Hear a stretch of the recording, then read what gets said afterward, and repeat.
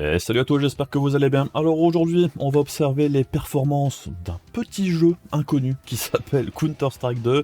Voyons voir ce que ça donne juste après la petite sponsor. Allons-y, c'est parti. Vous avez acheté ou monté un nouveau PC, vous avez besoin d'une clé Windows ou de la dernière version d'Office, alors n'hésitez pas à profiter des offres de chez Godil24. Avec par exemple 50% de réduction sur les clés Windows avec le code de la chaîne VCG50. Et si vous cherchez la dernière version d'Office ou un bundle Windows plus Office, vous pouvez avoir 62% de réduction grâce au code VCG62. Et sur le site, vous trouverez en bas de la page de l'offre les instructions pour passer commande avec toutes les étapes et comment utiliser leur moyen de paiement par PayPal. Et une fois le paiement validé, en quelques minutes, vous recevrez là ou les clés que vous avez commandées par email ainsi que les instructions pour les utiliser, donc pensez bien à vérifier dans votre répertoire spam au cas où le mail s'y trouverait. Et si vous rencontrez un problème quelconque, n'hésitez pas à contacter l'assistance 24h/24, 7 jours sur 7 qui vous accompagnera en cas de problème. Tous les liens seront dans la description de la vidéo et comme d'habitude, merci à vous si vous achetez une clé car ça permet d'aider la chaîne tout en ayant pour vous quelque chose en retour. Et également merci bien sûr à Godil24 pour sponsoriser cette vidéo.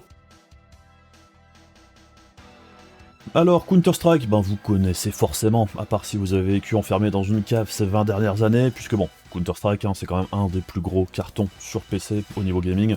Les premières bêtas, c'était sorti en 1999, moi j'avais passé beaucoup de temps sur la bêta 3, plus qu'aux versions 1. Quelque chose par la suite. Après j'étais revenu plus tard sur le décrié 16 sources, et je jouais pas mal avec une bande de potes. Et on jouait d'ailleurs à l'époque sur le serveur de chez Gamecult, donc si vous y avez joué à ce moment-là, on s'est peut-être croisé à l'époque. Mais bref, Counter-Strike, c'est un monument du FPS sur PC, jeu compétitif toujours très joué et hyper populaire sur Steam, et si on regarde les stats sur Steam à l'heure actuelle, il est toujours dans le haut du panier, et ça c'est le cas depuis fort longtemps. Alors CSGO ça a été très populaire, mais aussi stagnant sur un moteur vieillissant, et Valve a décidé de passer sur son nouveau moteur, sûrement pour pouvoir opérer d'autres changements également sur le titre, avec Counter-Strike 2. Donc on passe du moteur source au moteur source 2. D'ailleurs, en parlant de source 2, Valve, quand est-ce qu'il arrive Left 4 Dead 3? Je sais bien que chez Valve, le chiffre 3 est interdit, mais bon, là on parle pas d'Half-Life, c'est vrai que Left 4 Dead 3, ça me ferait bien plaisir. Mais bref, CS2, c'est vrai qu'au niveau visuel, il y a quand même quelques améliorations, surtout au niveau des éclairages, et évidemment, tout ce qui est grenades, les grenades fumigènes particulièrement, qui sont vraiment du plus bel effet, c'est vraiment très réussi je trouve. Mais bon, même s'il y a quelques améliorations graphiques, on sent aussi que du côté de chez Valve, le but c'était que le jeu soit toujours très léger, très simple à faire tourner, même sur une petite config. Donc il y a un petit step-up graphique, mais c'est pas une révolution non plus. Donc on se retrouve avec un jeu un petit peu à l'ancienne, en rasterisation brute, et du coup très léger, pas de ray tracing ou d'autres fioritures, on n'est pas là pour ça. Au niveau des upscalers, vu qu'il n'y a pas de temporal anti-aliasing dans le titre, on se retrouve avec uniquement le FSR 1, et c'est plutôt logique. Après, de toute façon, c'est pas vraiment le type de jeu où on veut utiliser de upscaling, et encore moins du frame generation.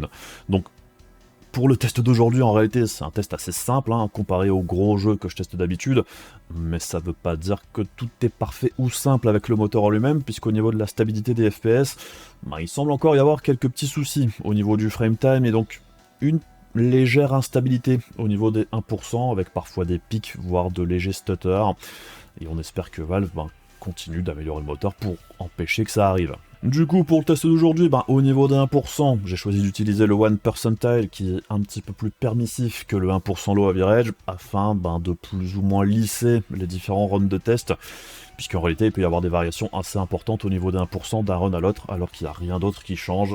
Pour l'instant, le moteur est encore un petit peu instable, je trouve. Alors pour les settings utilisés, j'ai choisi de faire les tests avec des settings compétitifs, on va dire, et non pas avec tout à fond. Je me suis mis là-dessus parce que je me suis dit que c'était peut-être un petit peu plus représentatif de ce que les joueurs allaient utiliser en fait, puisqu'il n'y a pas grand monde qui va jouer à CS2 tout à fond.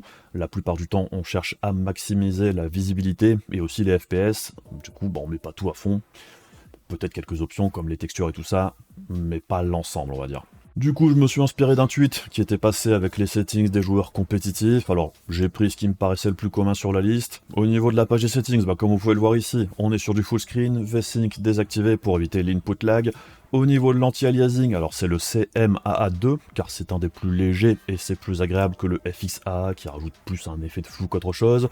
Et c'est aussi moins gourmand que le MSAA classique. Alors évidemment, si vous aimez une image avec encore moins d'aliasing et que vous avez la puissance brute, vous pouvez utiliser le MSAA.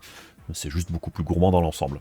Donc le CM AA2, c'est un compromis qui me paraît plutôt correct dans l'ensemble. Au niveau des ombres, c'est en détail élevé, puisque c'est important de pouvoir voir les ombres des autres joueurs dans le titre. Au niveau des textures, c'est un petit peu selon votre carte graphique, vous pouvez soit mettre en détail élevé ou très élevé, ça dépend de la VRAM que vous avez. Après, le jeu est pas très gourmand de ce côté-là non plus. Et tant que vous avez assez de VRAM, de toute façon, les textures, c'est gratos. Pour les shaders, ici on est en low, les particules, on est en low également, l'ambient occlusion, qui est un des settings les plus lourds, on est en off, on le désactive totalement. Le high dynamic range, on est en mode performance, et le FSR, on le désactive. Pour le réflexe, alors si vous avez une carte Nvidia, jusqu'ici le consensus, ça semble être de le laisser désactiver, mais vous pouvez tester la chose et voir si vous trouvez une différence sur le temps de réponse ou pas. Mais de ce que j'ai entendu dire, ça peut apparemment créer un petit peu d'input lag, donc je sais pas trop quoi en penser, faites vos tests, mais ça change pas grand chose non plus au niveau des performances quoi qu'il arrive. Pour le test, alors j'ai pris un replay d'un match quelconque que j'ai trouvé sur le net, sur la map Anubis, et ça permet d'avoir quelque chose de facilement répétable à l'identique. La séquence est de 90 secondes, et c'est plus ou moins un round entier de cette partie-là. Et on commence comme d'habitude avec le 1080p, alors là, comme vous pouvez le voir, toutes les cartes s'en sortent sans aucun problème quasiment, puisque jusque le 1080 Ti, on est au-dessus des 350 fps de moyenne, et ici on tape les 400 fps, alors c'est le cap du moteur de base, vous pouvez désactiver ce cap si vous en avez envie, pour aller chercher plus de FPS encore si vous en avez besoin. Si 400 fps pour vous c'est pas suffisant, vous pouvez probablement gratter un petit peu plus. Sinon dans l'ensemble, on peut voir qu'il y a quelques variations sur le 1 percentile, mais il n'y a rien de dramatique que je trouve sur le haut du tableau. Par contre, si on observe ce qui se passe un petit peu plus bas, ça permet déjà d'observer plusieurs choses. Déjà que RDNA 3 semble quand même un petit peu plus à la peine que les autres architectures, puisque la RX 7600 ici est quand même bien en dessous de la 4060. On voit aussi que la 1080 Ti est clairement à la fête sur le titre comparé à la 3060, là où sur les jeux récents, en DirectX 12, la 3060 a tendance à prendre les devants sur la 1080 Ti, ici c'est clairement pas le cas. On voit aussi que les cartes d'Intel sont clairement à la traîne comparées aux autres, puisqu'ici elles se retrouvent même en dessous de la RX 6600 et de la RTX 2060. Et pour nos trois petits GPU, on voit que la GTX 1060 domine complètement la RX 570, ce qui est quand même assez rare, car d'habitude elles font plus souvent jeu égal, et la 380 est clairement en retrait là aussi. Alors ça s'explique parce que CS2, c'est un jeu DirectX 11 à l'ancienne, et c'est vrai que les drivers DirectX 11 d'NVIDIA ont toujours eu un avantage sur ceux d'AMD, c'est ce qui se retranscrit ici. Et c'est aussi ce qui explique que les GTX sont aussi très à l'aise, tout simplement parce que ce sont des cartes qui étaient taillées pour DirectX 11, la 1080 Ti et la 1060 sont donc à leur meilleur, ici elles sont complètement dans leur élément. Pour Intel par contre, alors malgré les drivers récents qui améliorent les performances sur DirectX 11, alors ça reste clairement en dessous ici par rapport au Radeon ou au GeForce. Pour autant, c'est pas non plus injouable, loin de là, on est au-dessus des 250 fps de moyenne, et au niveau des performances, elles sont relativement stables, mais clairement, ça performe pas autant que ça le devrait. On passe au 1440p, et là, ça bouge quand même pas mal, les écarts se creusent. Alors, on a une grosse grappe de GPU sur le haut du tableau, jusque là, 7800 XT, on a quasiment toutes les cartes qui vont les taper les 400 fps. Ici aussi, on voit que les Radeon sont pas franchement à la fête par rapport au GeForce, surtout RDNA 3, puisque même si la 7900 XTX et la 7800 XT s'en sortent plutôt correctement, on voit que la 7700 XT ici se retrouve sous la 2080 Ti et les 4060 Ti, et la 4060 elle vient très proche de la 7700 XT, ce qui arrive normalement quasiment jamais dans tous les autres jeux. On note aussi que les RTX 4000 semblent avoir un avantage sur les RTX 3000, puisque la 4070 est devant la 3080, et la 4060 légèrement au-dessus de la 3060 Ti. Là aussi, dans les jeux un petit peu plus modernes, je dirais, ça n'arrive quasiment jamais, puisqu'on a déjà vu la 4060 très proche de la 3060 Ti, mais passer au-dessus d'elle en 1440p, ça d'habitude ça arrive jamais. On voit aussi que la 1080 Ti s'en sort toujours vraiment très bien, et mène ici la 6700 XT, et elle distance toujours la 3060 assez nettement. Là aussi, c'est à l'inverse de pas mal de jeux qu'on a vu dernièrement. Pour le reste du tableau, alors les cartes Intel semblent meilleures en 1440p qu'en 1080p, tout simplement parce qu'elles perdent moins en performance que pas mal d'autres cartes. C'est plus par manque d'optimisation des drivers en 1080p, et en général, qu'elles ont des performances relativement proches de ce qu'elles proposaient en 1080p. Alors après, c'est pas glorieux pour autant, puisque la 770 et la 750 font juste quasiment jeu égal avec la 2060 et la RX 6600. Ensuite, on voit que la GTX 1060 se maintient toujours vraiment plutôt pas mal, avec quasiment 150 fps de moyenne. C'est plus difficile qu'en 1080p où elle était au-dessus des 200, mais c'est vrai que comparé à la 570 ou la 380, ça reste une plutôt belle performance. Et enfin, en 4K, on retrouve des écarts un petit peu plus marqués. Ici, on voit que la 4090 et la 4080 se promènent toujours au cap des 400 fps. La 7900 XTX par contre, alors c'est quand même beaucoup moins bien que ce qu'on voit d'habitude avec elle, puisque souvent elle est un petit cran au-dessus de la 4080, voire à égalité dans le pire des cas, alors qu'ici on voit qu'elle est clairement derrière, mais c'est pas non plus une catastrophe, on est toujours au-dessus des performances de la 4070 Ti. 4070 Ti qui se maintient pas si mal que ça en 4K, puisque dans pas mal de titres, on a déjà pu observer que parfois celle-ci arrive pas très loin de la 3080. Ici c'est pas le cas, puisque même la 4070 reste devant la 3080, donc le jeu semble aussi apprécier l'architecture Lovelace. Par contre on voit venir ici la 2080 Ti devant la 6800 XT, et ça aussi ça arrive quasiment jamais. Les 4060 Ti sont également quasiment au même niveau que la 6800 XT sur le titre, avec la 7700 XT qui arrive derrière. La 1080 Ti vient faire quasiment égalité avec la 3060 Ti, ce qui est plutôt amusant, et la 4060 et la 6700 XT font ici plus ou moins jeu égal aussi. Pour les cartes d'Intel, alors là aussi, tout comme 1440p, elles perdent moins en performance comparativement aux autres cartes, ce qui fait que maintenant, elles se retrouvent enfin devant la 3060 et la 2060, mais c'est quand même d'une courte tête.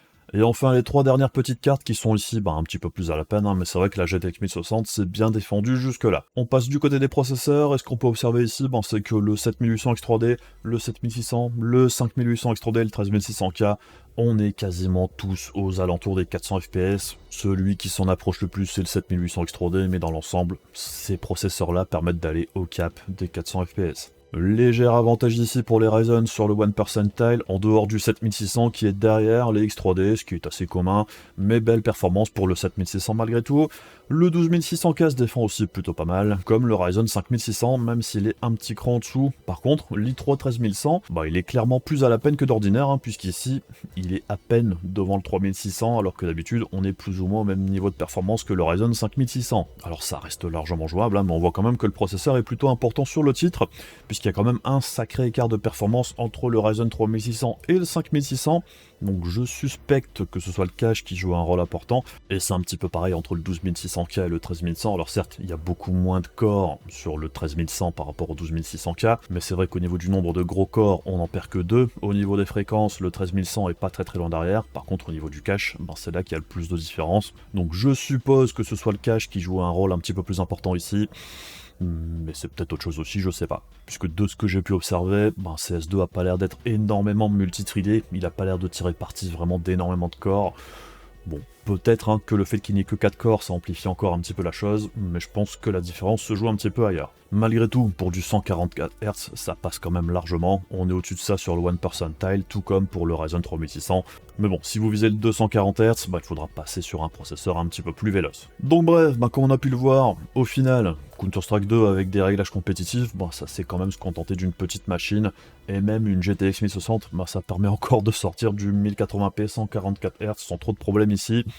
Pareil côté processeur, alors oui, il faudra un processeur relativement puissant pour avoir les 240 Hz constants sur le 1%, mais ça reste quand même relativement accessible. Évidemment, si on est en 1440p, c'est légèrement plus gourmand, mais ça reste quand même assez accessible là aussi, puisqu'un GPU type RTX 4060, ça permet de faire du 240 Hz dans de plutôt bonnes conditions ici, donc c'est pas non plus très gourmand. Alors après en 4K, c'est plus lourd, mais je suis pas sûr qu'il y ait énormément de joueurs qui soient sur des moniteurs 4K 240 Hz.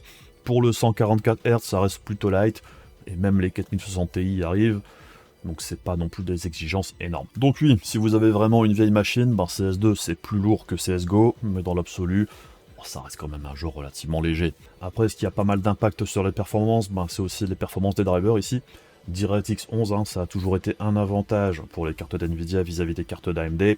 Ça se retrouve ici encore une fois, et on voit que du côté d'AMD justement, pour RDNA 3, il y a quand même des choses à faire, je pense, du côté des drivers pour améliorer les performances, puisque là, clairement, c'est vraiment en retrait par rapport à ce qu'on retrouve d'habitude, même par rapport à RDNA 2 dans certains cas. Pour les GPU Intel, c'est un petit peu la même chose. On sait que DirectX 11, c'est pas leur point fort. Ça se retrouve ici, clairement. Ils sont clairement pas à la fête par rapport même au Radeon. C'est encore un cran en dessous. Même pour Intel, il y a quand même du taf à faire pour que leur carte soit un petit peu mieux exploitée sur le titre. Et c'est vrai que comme c'est un des jeux les plus joués, ce serait quand même un petit peu dommage que ce soit Intel ou AMD qui n'optimisent pas encore un petit peu plus leur driver, puisqu'on voit que par rapport à Nvidia, c'est clairement en retrait. Enfin bref, pas grand chose d'autre à dire pour aujourd'hui, si ce n'est que j'espère que le jeu donnera satisfaction à la communauté Counter-Strike, puisque bon, ce genre de changement de version de Counter-Strike par le passé, Ça a jamais été simple, hein, mais bon. Je pense que Valve va essayer de faire en sorte que ce soit un succès. Mais bon, il y en a toujours qui préféreront l'ancien CSGO par rapport au nouveau, peu importe ce qu'ils font.